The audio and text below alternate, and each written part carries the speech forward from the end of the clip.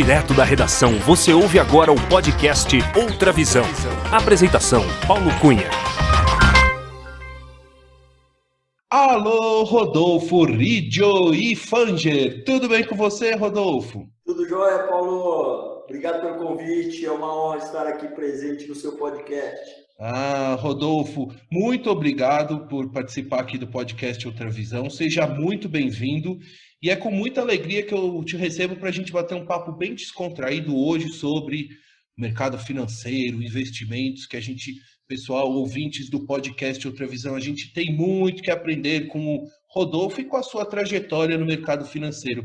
Pessoal, este é o primeiro podcast que a gente está conectando Belo Horizonte a Campinas, a Campinas, região de Indaiatuba também. Rodolfo, você está onde hoje? Você está em Campinas ou em Indaiatuba? Paulo, hoje eu estou no escritório da Manhattan, estou na matriz que fica situada em Campinas. Em Campinas. Mas assim como você sabe, eu moro em Indaiatuba, né? Então estou acostumado com o translado, normalmente meia horinha de viagem, mas uma viagem muito prazerosa. Inclusive passando em frente ao aeroporto de Viracopos, para quem não conhece muito a região. Exatamente, pessoal, Indaiatuba fica do ladinho do aeroporto de Viracopos. E aí, Rodolfo, eu até queria começar a nossa conversa você contando um pouquinho dessa sua relação com a cidade de Indaiatuba, porque seu sobrenome Ifanger, né, que é um sobrenome suíço, como você me explicou antes. Me conta um pouquinho sobre essa influência dos suíços, da colonização da colônia suíça na cidade de Indaiatuba. Como é que é? Bom, vamos lá. Tem um bairro em Indaiatuba chamado Helvétia, que foi um bairro que se iniciou ali através de uma colonização mesmo europeia, né? Primordialmente os suíços, a suiçada, né? A gente costuma falar lá em Indaiatuba no nosso jargão. E aquela colônia ela se desenvolveu muito bem, né? Principalmente ali com fazendas com plantações de uva, né? Então tem bastante uva em Indaiatuba, por incrível que pareça. E essa colônia ela foi aumentando bastante, então tem o Ifanger, tem o Bonzuben, tem o Ambiel, tem o Amistalden e assim por diante. Essa região, na verdade, né, Indaiatuba, Vinhedo, Valinhos, Campinas, tem bastante sangue europeu por aqui. O Ifanger, quem veio da Suíça? Foi o seu avô, seu pai? Qual que é a ligação direta assim, com a Suíça? Na verdade, foi o meu bisavô que veio de lá para cá. Então, ele veio de lá para cá, né? Depois o meu avô, filho do meu bisavô, acabou casando com uma portuguesa. E inclusive, né? Aí é aquele negócio, né? O Brasil é um mix ali de culturas. Inclusive, eu tenho o Riggio no nome, que é também oriundo ali da colônia italiana. E cá estamos nós aí, na quarta geração de brasileiros.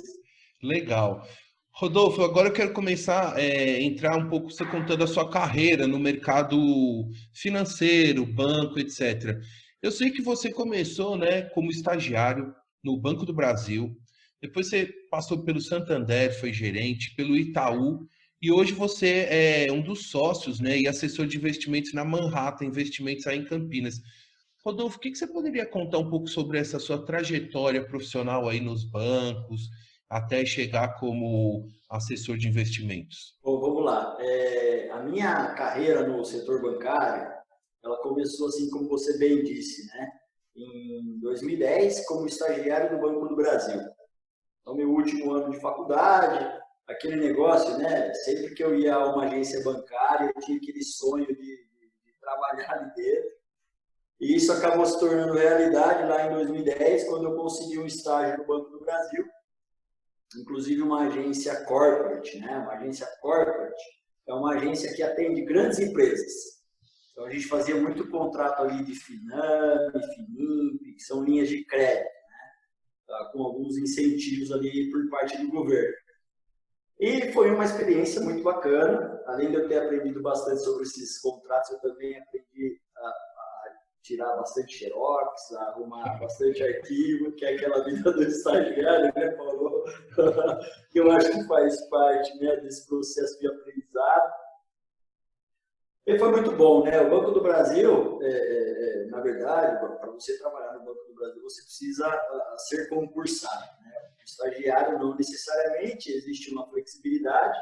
E aí, quando eu concluí a minha faculdade, eu necessariamente tive que sair do Banco do Brasil porque eu não era concursado.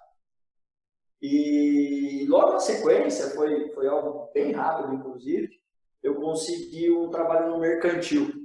O mercantil tinha comprado a carteira do INSS na época, então a gente recebia muito aposentado, né? E ali foi o meu primeiro cargo gerencial, na verdade. E o que me permitiu, na verdade, entrar no mercantil de uma maneira bastante rápida foi uma das certificações que eu tirei lá no início da minha carreira, que foi a CPA 20. Isso acabou trazendo um certo destaque.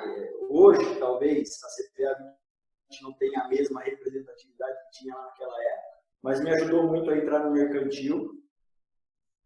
E aí fiquei um tempo no mercantil, né? Aprendi bastante coisa também.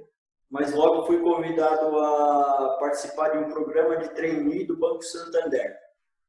Então, acabei tendo essa oportunidade. O processo é um processo super criterioso, com várias dinâmicas ao longo ali do processo, né? Dinâmica de grupo, apresentação, conversa com o gestor. É um processo bastante criterioso, que no final das contas também consegui ingressar dentro daquela instituição financeira. Foi bem bacana porque logo no início, por ser um programa de trainee, a gente ficou um bom tempo em treinamento, né? Então passei por vários departamentos do banco. Eu passei pela agência, passei pela parte do back office, fiquei um tempo em São Paulo, né? O programa de trainee ele tem essa finalidade de você rodar entre as diversas áreas para que você realmente ganhe ali conhecimento e possa prosperar dentro do próprio banco. Logo após esse treinamento, eu ingressei como gerente de pessoa jurídica no Santander, ali em Pacampinas, né, que é a minha região, e desenvolvi um bom trabalho ali nesse segmento. Mas eu sempre tive ali muito interesse pela área de investimentos. Então, por incrível que pareça, eu trabalhava na pessoa jurídica. A pessoa jurídica ela tem, querendo ou não, um direcionamento maior para o crédito, né?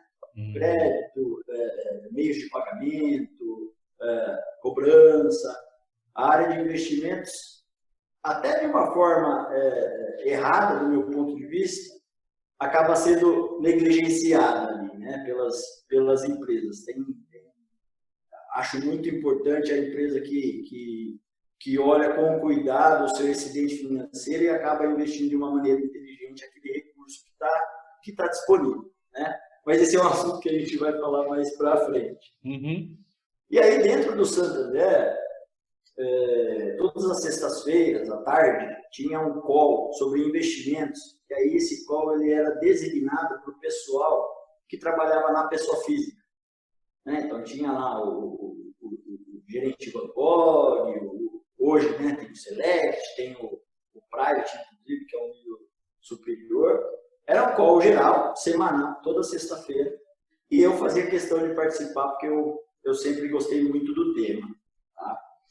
E aí, dentro do banco, consegui uma vaga para trabalhar como gerente de pessoa física no segmento alta renda. Não fiquei fazendo isso por muito tempo dentro do Santander.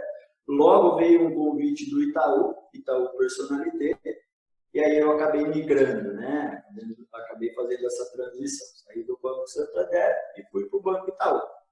Nisso já tinha se passado o quê? Mais ou menos uns 6, 7 anos.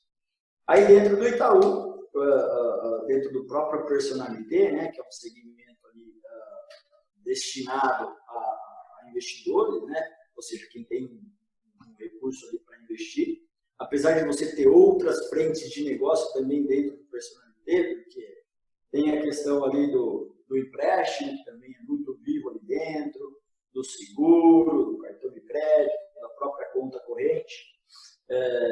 Mas a gente falava bastante de investimentos. E eu me sentia bastante feliz ali dentro, porque era um contexto que realmente me atraía muito, né? Fiquei no Itaú por 2 anos, aí surgiu a oportunidade, a vida da gente ela é muito dinâmica, né? As coisas vão acontecendo. Surgiu a oportunidade de eu fazer um mestrado fora do país, né? Um mestrado na área de finanças e banco.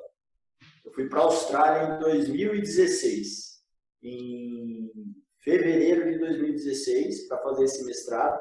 Sempre quis fazer mestrado fora, sempre foi um objetivo meu. Então, fui para lá, fiz esse mestrado, um mestrado super completo, tá? E aí acabei conhecendo um outro universo, que era o universo das corretoras, né? Lá fora, esse mercado ele é muito mais maduro do que o nosso mercado aqui dentro, tá?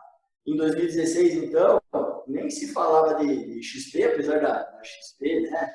Eu já tinha ali quase 16 anos, né? Mas era ainda um universo bastante restrito. O Brasil ele tinha algumas corretoras ali, mas eram corretoras muito pequenas. E lá fora, o cenário ele ainda mas ele era ainda mais discrepante naquela época. Só para você ter uma ideia, né, um comparativo que inclusive a gente faz aqui quando a gente atende algum cliente, fazendo uma analogia entre Estados Unidos e Brasil. Nos Estados Unidos, 98% das pessoas investem através das casas de investimentos, 2% através de bancos. Aqui no Brasil, em 2016, era o inverso. É muita coisa, né? A diferença era gritante. E na Austrália também era com essa característica, como dos Estados Unidos, também muita gente usando corretora e pouca gente no banco? Sim. Na Austrália, a discrepância ela não é tão grande quanto nos Estados Unidos. Mas ela ainda é gigantesca. Porque a gente está falando de 70 e 30 na Austrália. Então, ainda assim, é uma discrepância bastante grande, né? E esse mercado de corretoras, de casas de investimentos, é algo que você encontra com muito mais frequência. Então, por exemplo, eu morava a 2 quadras da estação de metrô. Né? Lá o transporte público funciona muito bem, não é necessário ter carro. Só para registrar, qual foi a cidade que você viveu na Austrália e qual que é o nome dessa universidade onde você fez o mestrado? Foi Melbourne. Então tem a capital que é Canberra, na verdade, né? Tem Sydney, que é a cidade mais conhecida ali, do ponto de vista turístico. Mas eu fiquei em Melbourne dessa vez. Na verdade, eu já tinha ido para Sydney em 2005. Acabei fazendo um curso lá de inglês, de intercâmbio de 1 ano. E sempre aquela pulguinha atrás da orelha, né? Poxa vida, preciso passar mais um tempo lá.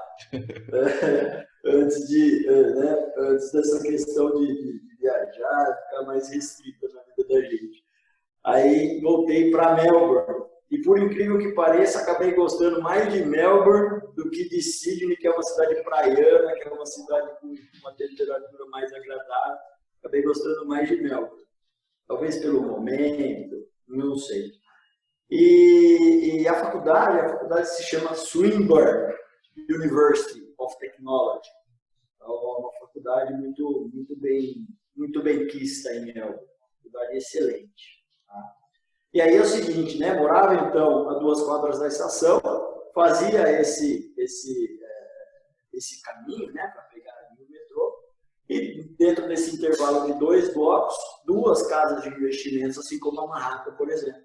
2, em 2 quarteirões, né? É um negócio absurdo. Hoje, para você achar uma casa da XP é mais comum, né? Mas imagina lá em 2016.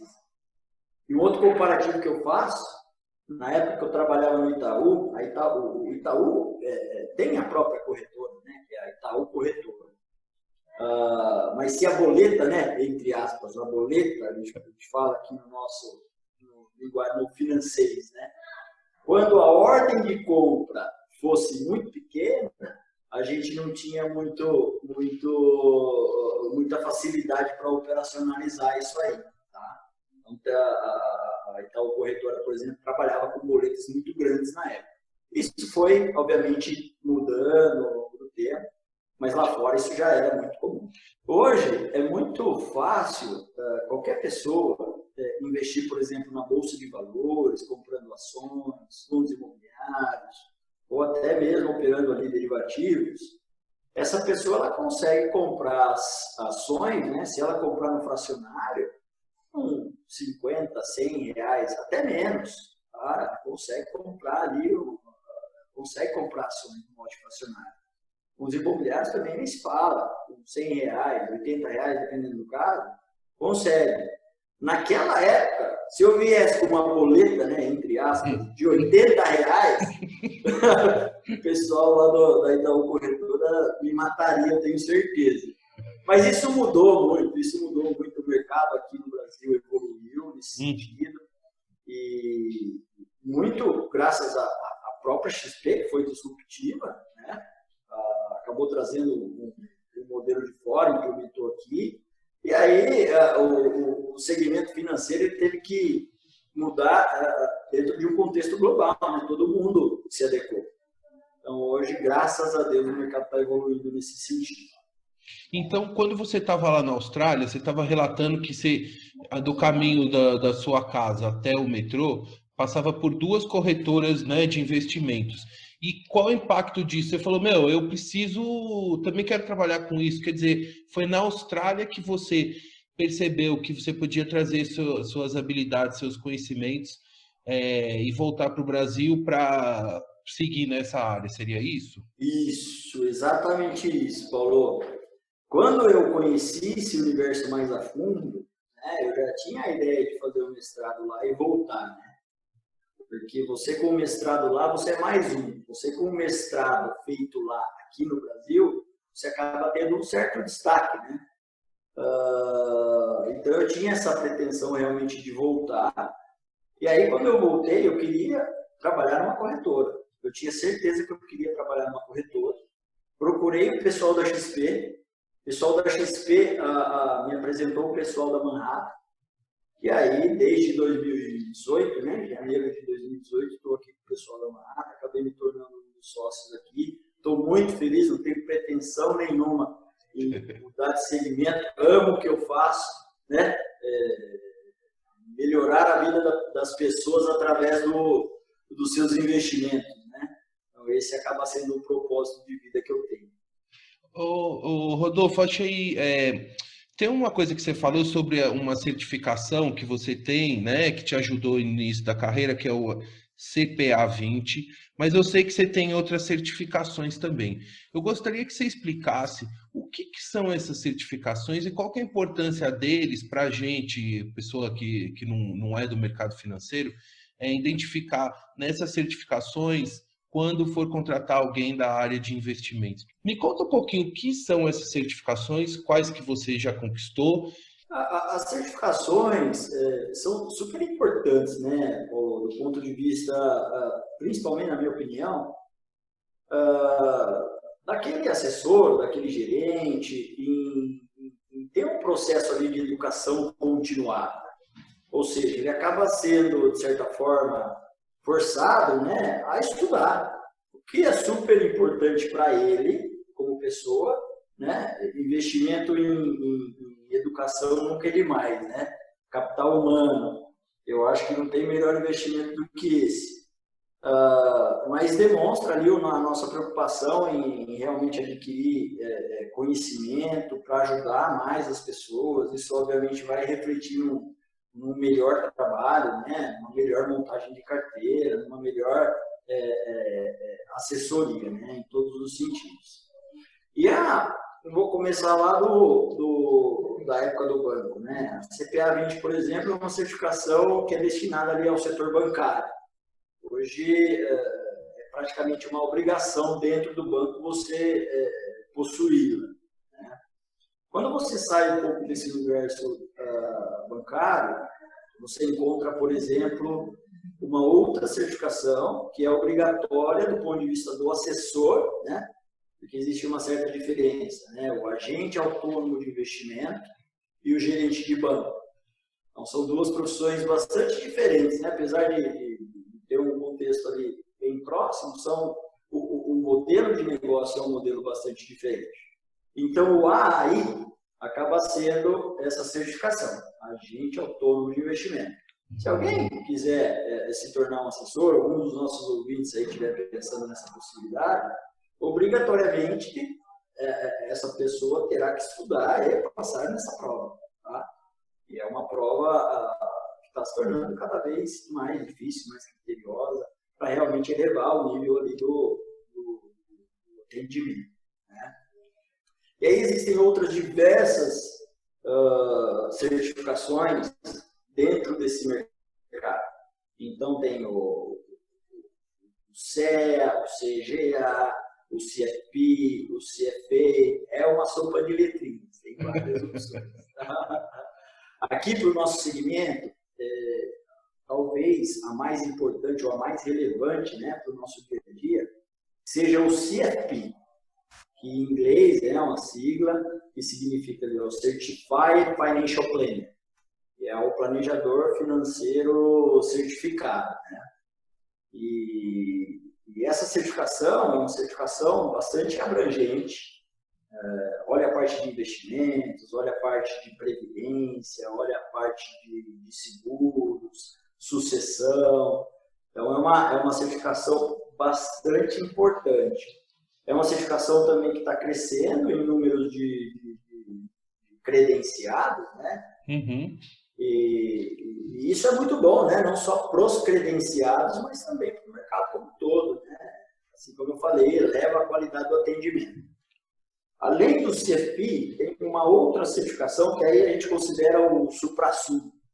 É o que a gente tem aí de mais relevante, importante dentro desse mercado, na minha opinião, tá? Que é o CFA, que é o Chartered Financial Analyst.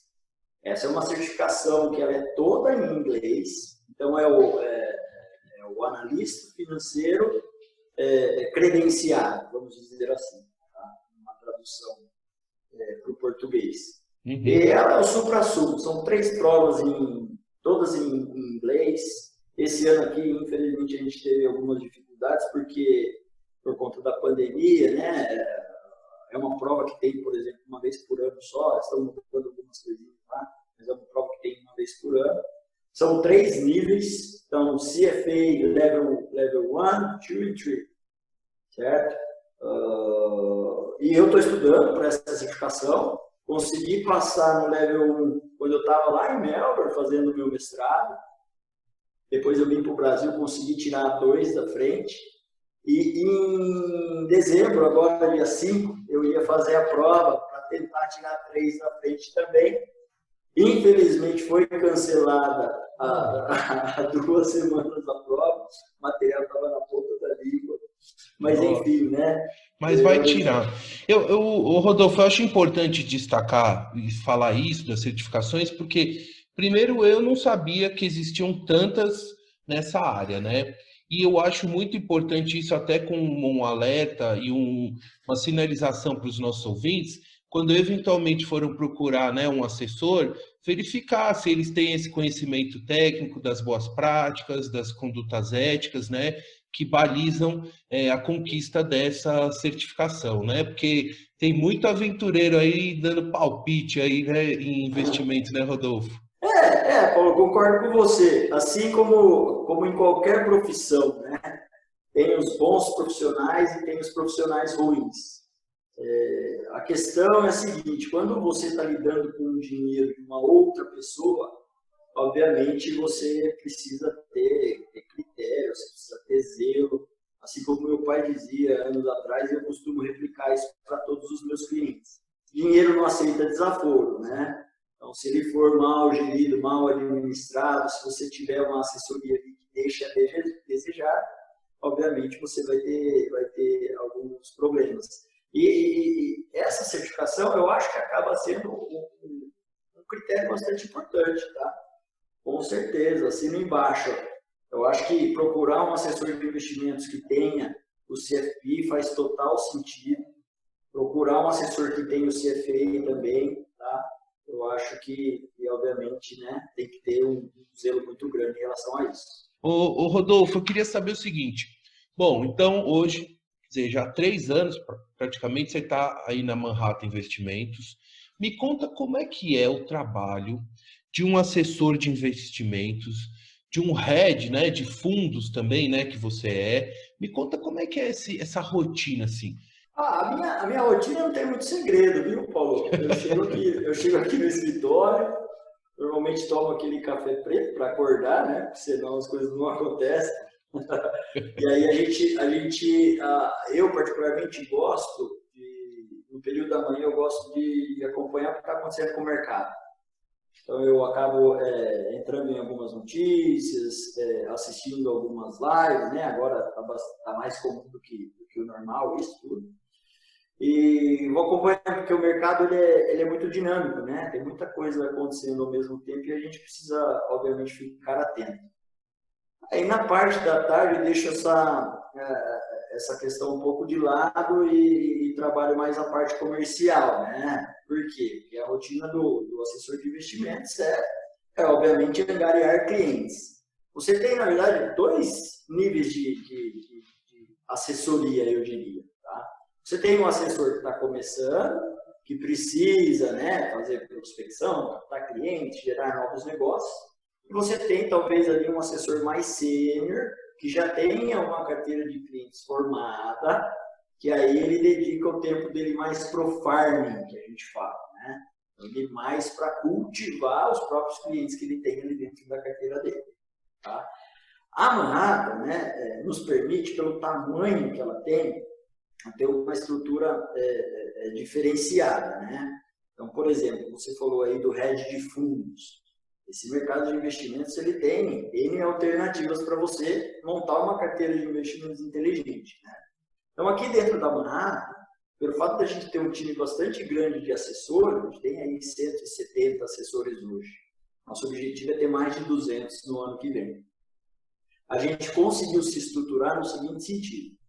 Tem um head que toma conta de fundos, que sou eu, no caso. Então, é esse trabalho em aproximar o assessor ao gestor para conhecer melhor os fundos, quais estratégias estão sendo montadas ali dentro, qual que é a cabeça do gestor, né? De acordo com o cenário econômico, por exemplo. Assim, são N vertentes. Tá? Mas aqui dentro a gente tem, por exemplo, um head de previdência, que é uma pessoa que toma conta ali da previdência, que é um veículo de investimento extremamente importante. Tem um head de COI, que são as operações estruturadas, né?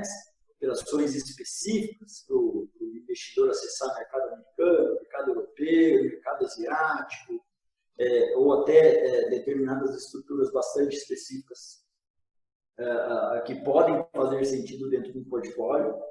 A gente tem um head de CRM, né?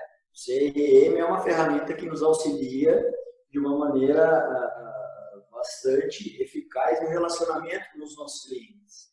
Então, a gente conseguiu se estruturar nesse sentido. Tem o head de fundos imobiliários também, tem o head da mesa de renda variável.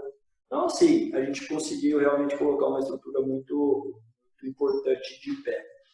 Puxando mais para a minha área de conhecimento, né, eu como head de fundo. A gente aqui, né, a Manhattan é um escritório credenciado à XP Investimentos. Então, a gente utiliza a plataforma da XP para montar a carteira dos nossos clientes. Dentro da plataforma da XP, a gente tem mais de 400 fundos de investimentos. É muita coisa. Diferentes estratégias, né, diferentes gestores. Então, aqui dentro, só para você ter uma ideia, né, a gente tem várias assets independentes, que são as gestoras independentes, as mais conhecidas, né? Verde, SPX, Adam, Alaska, Cadima, Giant e assim por diante. Tem muita coisa boa. JGP é um exemplo que eu normalmente dou nas nossas reuniões, né? Porque o G de JGP é oriundo do nosso ministro da Economia, Paulo Guedes, um dos fundadores da JGP. Então, para você ter uma ideia, que tem, trazendo, né, essa percepção, tem muita gente boa, fora de banco, dentro das assets independentes, que podem auxiliar aí, os nossos clientes, né, ou gerir aquele capital de uma maneira bastante eficiente. A gente tem gestoras internacionais, né? JP Morgan, Morgan Stanley, que são assets americanas. BNP Paribas, Crédit Agricole, que são franceses, Credit Suisse Suíça, e assim por diante. Tem muita coisa. E aí, você imagina, né? Dentro desse universo de 400 fundos de investimentos, qual que eu vou escolher? Por que eu vou escolher? Qual que é a visão do gestor? Então, a gente tenta, de certa forma, compilar essa quantidade gigantesca de informações e distribuir isso internamente para que um serviço de assessoria seja melhor prestado. Legal. Então, é todo momento trabalhando com números, interpretando esses números históricos e movimentações. E aí eu te pergunto, Rodolfo, qual que é, na sua avaliação hoje, como é que está o cenário de investimentos no Brasil? Uma pergunta simples, assim, né? Uma coisa, depois de um 2020 meio conturbado, assim, mas o que você, desse 2020 já meio consolidado, assim, o que você enxerga, qual que é a sua percepção, assim, conhecendo a fundo os números do mercado, assim? Hoje a gente tem um cenário bastante atípico, né, Paulo? Principalmente em função da inflação e da nossa taxa básica de juros. Hoje a nossa taxa básica de juros, que é a famosa Selic, está em 2%, ou seja, patamar mínimo histórico, a gente nunca teve Selic de 2%. E a nossa inflação, se a gente olhar o relatório Focus, né, um relatório que é gerado toda segunda-feira, tem mais de 200 opiniões ali de analistas e economistas, tá? A gente considera que é uma informação assim, com bastante eficácia, porque é o que a gente tem realmente de melhor. E aí a gente tem uma inflação acima de 4. Aí você faz o comparativo, né? A inflação acima de 4 e a nossa taxa básica de juros num nível bastante baixo, 2, a gente tem ali o que a gente chama de ganho real negativo.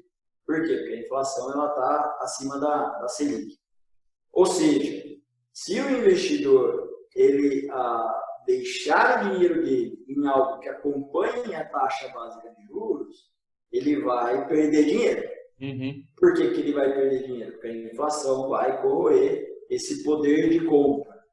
Então, hoje o investidor ele tem que se colocar numa situação onde ele corra mais riscos para conseguir blindar, né? Conseguir pelo menos acompanhar a inflação.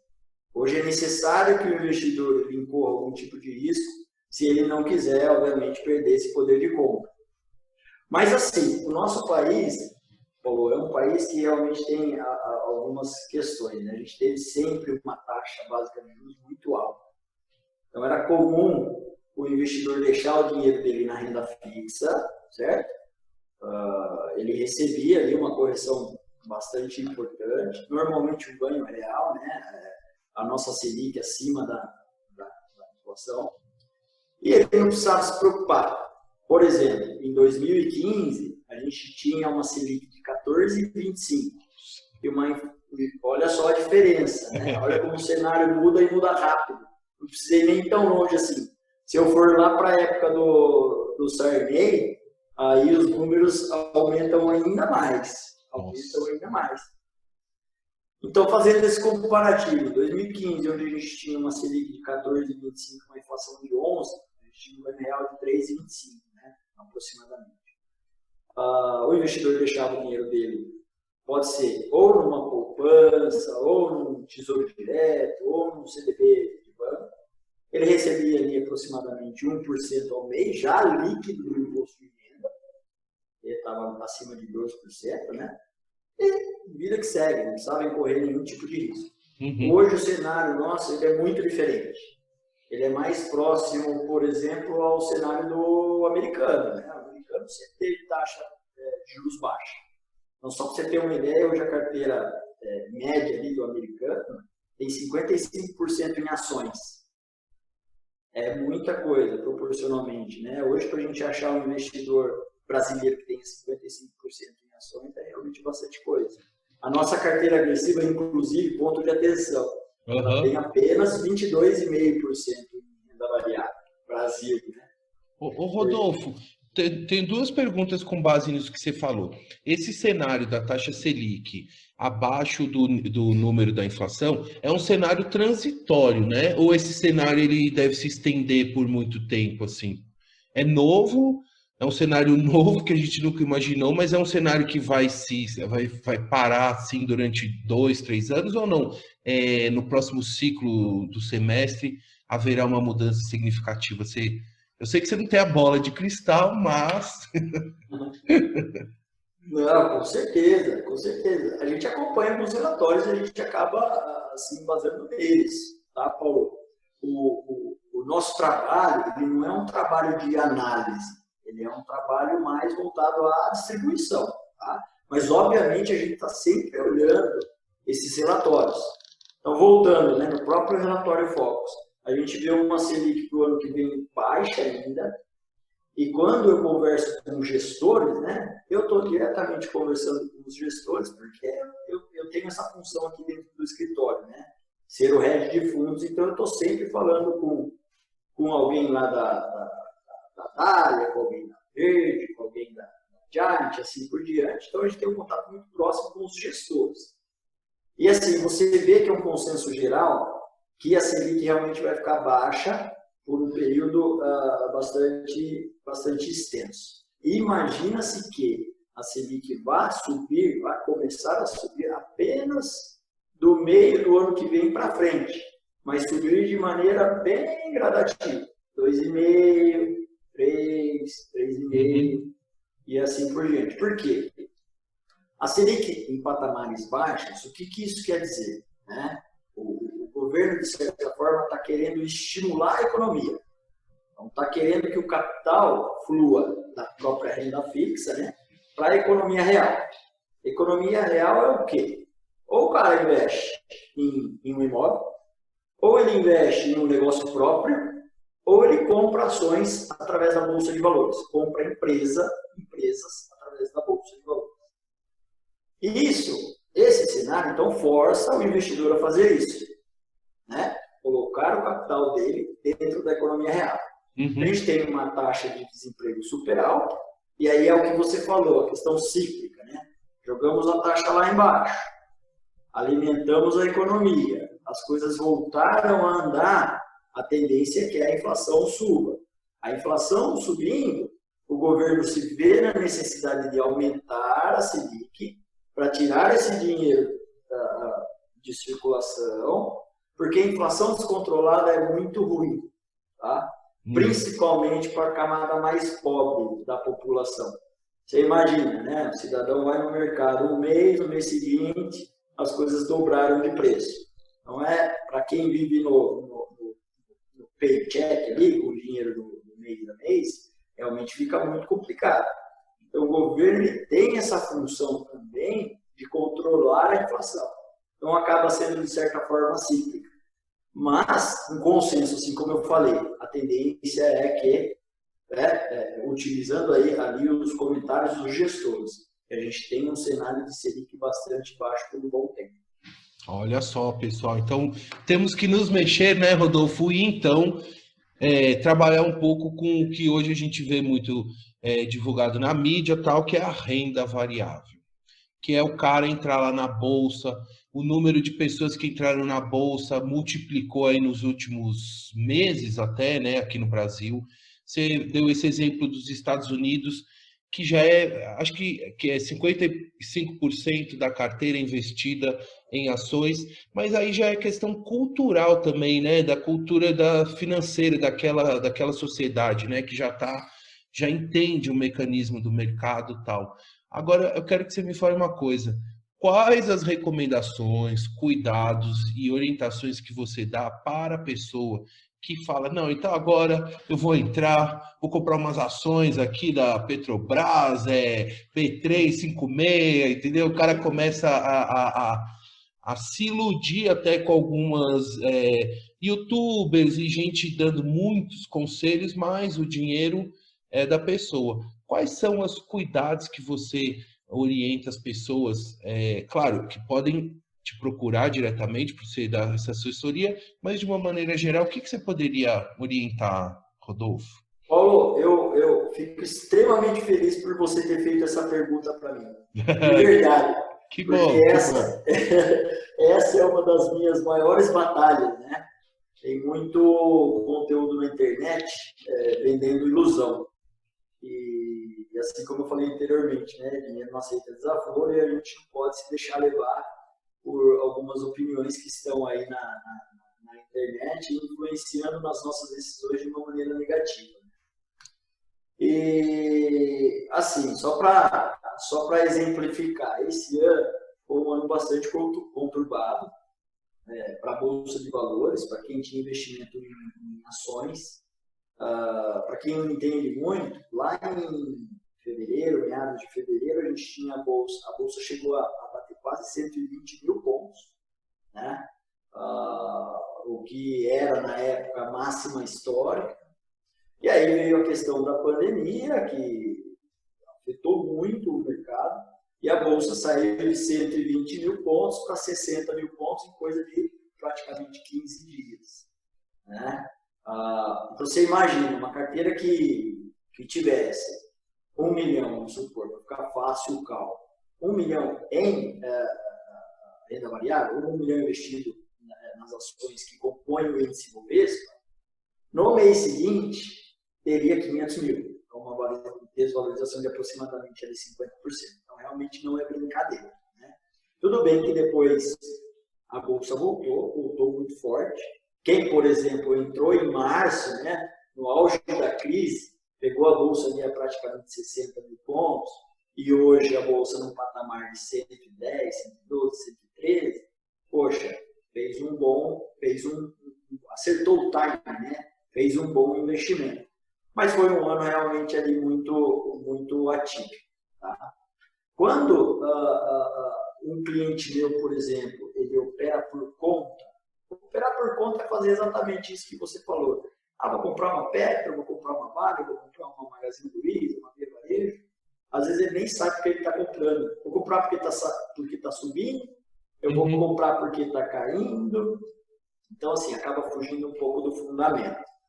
Quando você faz, por exemplo, um investimento através de um fundo de ação, né? Você contrata uma gestora, obviamente você vai pagar por isso, tem uma taxa de administração, taxa de performance. Ninguém trabalha de graça nesse mundo, infelizmente, ou felizmente, né?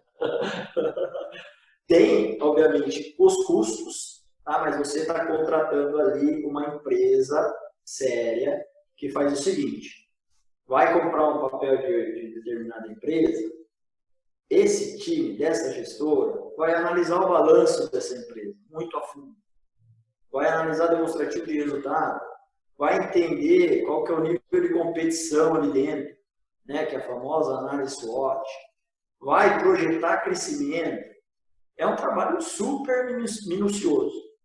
Dentro dessa carteira, ele vai, vamos supor, dentro dessa carteira ele vai colocar 10% de Petro, 20% de Vale, 15% de Magazine Luiza e assim por diante. Ou seja, dentro desse contexto, dessa composição do portfólio global, uma empresa acaba complementando a outra no sentido de gerar uma carteira mais consistente, com recorrência de entrega, com menos riscos. Então, é um trabalho super minucioso que nem todo mundo consegue fazer sozinho. Certo? Na minha opinião, ninguém consegue fazer sozinho. E hoje em dia, com os robozinhos lá, os algoritmos lá calculando, né? Com toda a análise de dados que tem esses grandes fundos aí, né? Quer dizer, é você jogar com um time de profissionais contra um cara sozinho, né? Assim. Exato, com certeza. Hoje o mercado está tão evoluído que fica realmente muito difícil para o investidor, de forma autônoma, né, conseguir grandes coisas. Não estou falando que não é possível, tá? Existe uma minoria que consegue, inclusive. Sim. Mas é realmente muito difícil. Ô Rodolfo, quando você fala assim, por exemplo, que em fevereiro as pessoas que tinham lá investido aquele valor X, 1 milhão na bolsa, aí o cara perdeu 500 mil, mas ele perdeu os papéis e as cotas que ele tem, continuam lá, só perdeu o valor de mercado aqueles papéis, correto? Tá certo essa minha lógica aqui? Isso, não, O perfeito. papel continua existindo, né? Ele só perde se realmente ele vender ali os papéis. A quantidade de papéis que ele possui é a mesma. Normalmente também a pessoa que tem investido muito na renda variável, ele sabe desses balanços da maré também, né? Ele sabe que são ciclos e que para recuperar isso aí o cara vai ter que aguardar mais 5 anos aí para pelo menos empatar com o que tinha, seria isso, né? Sim, sim. Quando a gente fala em investimentos em renda variável, normalmente a gente trabalha com uma janela de tempo ali de 5 a 10 anos. Tá? Então, quanto maior esse horizonte de investimentos, mais seguro a gente fica em dizer que a renda variável vai bater a renda fixa em termos de performance. Né? Isso, Paulo, não significa que você não possa ganhar dinheiro no curto prazo. Tá? É algo factível. Inclusive, pode ser provável dependendo ali do cenário econômico, certo? Mas quem tem dinheiro em ações, fundo de ações, fundo de previdência em ações, né? Hoje a gente, inclusive, tem um mercado super evoluído nesse sentido. Você consegue comprar um fundo de ações que investe internacionalmente e compra ações de fora. Esse investidor, ele tem que ter na cabeça dele que a parte de renda variável é pro longuíssimo prazo. Pro longuíssimo prazo. É aquele dinheiro que você não vai precisar usar, não vai precisar resgatar, porque pode acontecer o que aconteceu em fevereiro. Aliás, pode não, uma hora ou outra vai acontecer, certo? Exatamente. Foi assim na crise financeira global, em 2008, na crise lá do subprime. Foi assim em 2000, na bolha da internet. E se a gente continuar puxando, tem outros eventos também. A crise de 29, quase 100 anos atrás, entendeu? É verdade. Então, vai acontecer, tem que ter isso na cabeça. É importante entender essa cronologia, né, do mercado, porque isso não é uma novidade, é uma rotina dentro de um ciclo, né, de investimento. E é muito legal você recapitular isso e relembrar. Rodolfo, aqui quase caminhando aqui para o nosso final, mas ainda tem algumas perguntinhas aqui. Você falou sobre longo prazo, curtíssimo prazo. O que você podia alertar aqui os nossos ouvintes sobre o que é, de fato, um investimento de curto, médio, longo ou longuíssimo prazo? Qual que é o investimento mais longo possível, assim, que o cara pode fazer? É comprar uma ação e esquecer dela, assim? O que é? Paulo, tem investimento aqui que tem vencimento em 2055. Só para você ter uma ideia. Nos Estados Unidos, tem investimento que é perpétuo. Então, assim, é para realmente ficar para os herdeiros. Tem para tudo que é gosto, tá? Mas um recado bastante importante que eu gostaria de deixar aqui é o seguinte. Quando você monta uma carteira de investimentos, você tem que analisar, primeiro, o seu perfil. Se você é conservador, moderado ou agressivo, sendo o mais básico possível. E aí você tem que avaliar, obviamente, as suas necessidades de curto, médio e longo prazo, para você ter um direcionamento de montagem de carteira. Dentro desse contexto, o que, na minha opinião, é o mais importante é o que a gente chama de asset allocation, que é a alocação por classe de ativo. O que é isso? Quantos por cento eu vou ter em renda fixa pós-fixada? Quantos por cento eu vou ter em renda fixa pré-fixada? Quantos por cento eu vou ter em renda fixa inflação? Quantos por cento eu vou ter em fundos multimercados? Dentro do contexto de fundos multimercados, quantos por cento eu vou ter em fundos macroeconômicos? Quantos por cento eu vou ter em fundos quantitativos? Quantos por cento, por exemplo, eu vou ter em fundos retorno absoluto? Então, são várias estratégias dentro de uma classe de ativo específica. Né? Voltando para a alocação por classe de ativo, quantos por cento eu vou ter de renda variável? Dentro de renda variável vai ser ações, vai ser fundos imobiliários, vai ser fundos de ações, vão ser operações estruturadas. E na sequência, quantos por cento eu teria na parte internacional? Tá? Que é isso que a gente falou. Então, só para você ter uma ideia, né? Quando a gente fala de Brasil, Bolsa Brasileira, que inclusive é um país emergente, diferente de investir em Bolsa Brasileira em relação a investir em Bolsa Americana. É diferente você comprar, por exemplo, uma Petrobras, uma Vale, no Banco do Brasil, do que você comprar, por exemplo, um Facebook, uma Apple, uma Amazon, uma GM, uma Johnson Johnson. Tá? Então, dentro desse contexto Brasil e mundo, a gente tem no Brasil aproximadamente 400 empresas. A nível global, a gente tem 50 mil empresas para você investir. E aí, dentro desse contexto, quantos por cento eu vou ter à disposição ao dólar, quantos por cento vai ser realmente não redeado, que a gente fala, né? Então, é super importante essa questão, alocação por classe de ativo.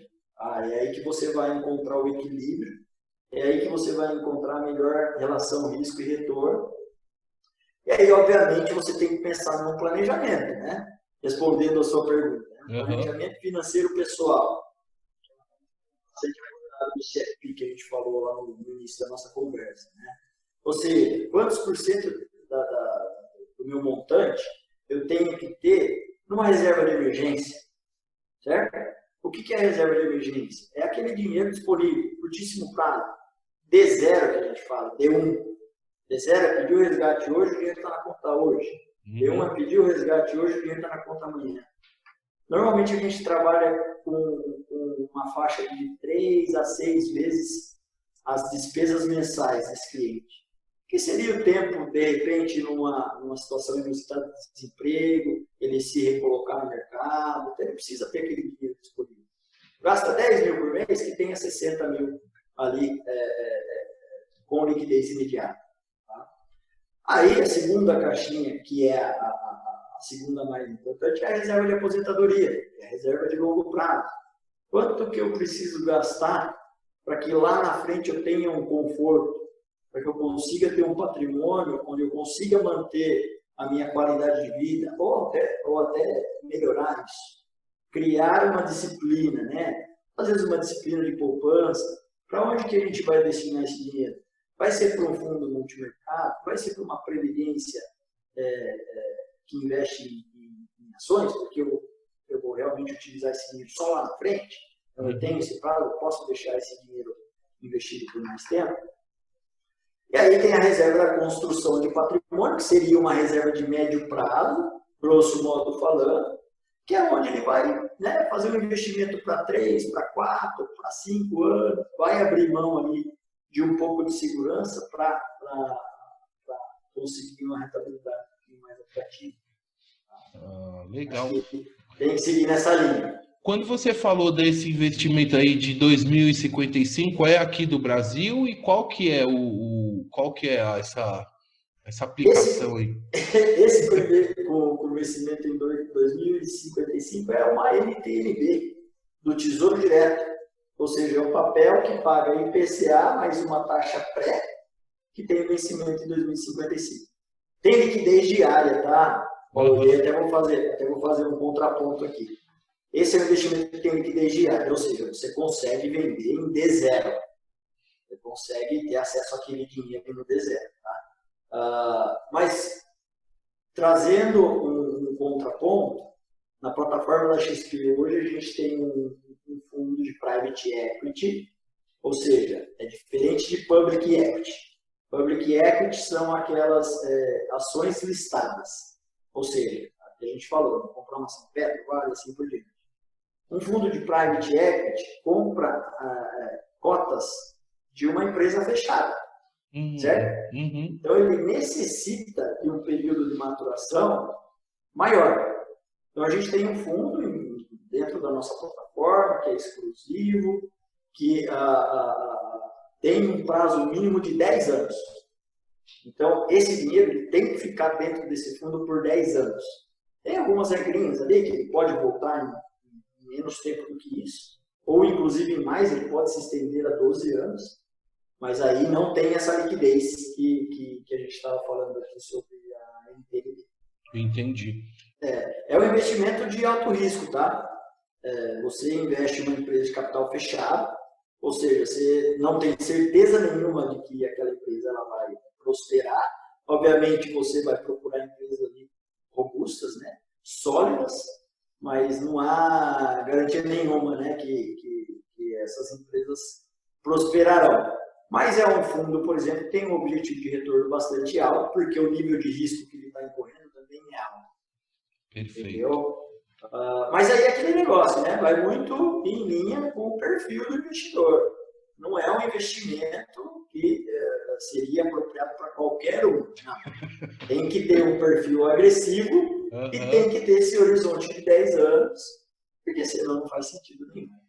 Procuraríamos outras opções. É um universo com muitas possibilidades, né, Rodolfo? Com muitas possibilidades de ganhos, conquistas, mas também de perdas, enfim, como tudo no mercado financeiro, saber o momento de entrar e de sair conforme, né, o seu planejamento, né? Que acho que isso que... E, assim, segurar um pouco a ganância, né? Também que deve ter muita gente achando que vai resolver tudo em 2 operações lá e solucionou tudo, e não é bem por aí, né? Exato. Acho que a ganância acaba sendo o viés comportamental mais crítico, né, de todos eles. Então é algo que a gente tem que ficar atento, com certeza. Rodolfo, para finalizar aqui a nossa conversa, que eu estou adorando, viu? Obrigado por todas as dicas, conselhos. Tem mais uma pergunta antes de você deixar o recado final, que é o seguinte: você me contar como é que faz para ser cliente da Manhattan Investimentos aí em Campinas? Me conta em quais cidades vocês têm escritórios. Pessoal, aproveitando aqui também dizer que eu sou cliente aí da Manhattan. Então, assim, eu recomendo, mas eu queria deixar que o Rodolfo falasse um pouco sobre a Manhattan e contasse quais escritórios vocês têm, em quais cidades, enfim, conta um pouquinho aí. Legal. A Manhattan, Paulo, é um escritório que está há 11 anos no mercado. Tá? A gente começou em Campinas, então a nossa matriz fica aqui em Campinas. A gente, além da matriz, a gente tem uma outra filial aqui em Campinas. E a nossa operação é muito estendida, principalmente no interior de São Paulo, tá? A gente tem escritório em Americana, Jundiaí, Sorocaba, São José. Se eu esquecer de algum aqui, eles vão me matar. Mas vamos lá. Tem escritório fora do estado de São Paulo, tem escritório em Londrina, tem escritório em Montiel, Minas Gerais, e tem um escritório na capital, tem um escritório em São Paulo. São, na verdade, 11 escritórios em 9 cidades diferentes. A gente está com um número de clientes bastante grande. A gente tem 3 bi sob custódia, né? Somando ali o dinheiro de todos os nossos clientes, a gente totaliza isso aí.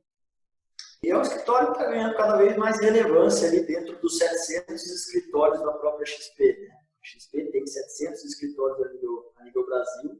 E a gente está ganhando cada vez mais relevância, conseguindo colocar o nosso escritório em patamares altos. Para quem quiser ser cliente da Manhattan, é fácil. É só ligar aqui para a gente, procurar um de nossos assessores. Obviamente, eu estou à disposição também, então quem quiser me conhecer.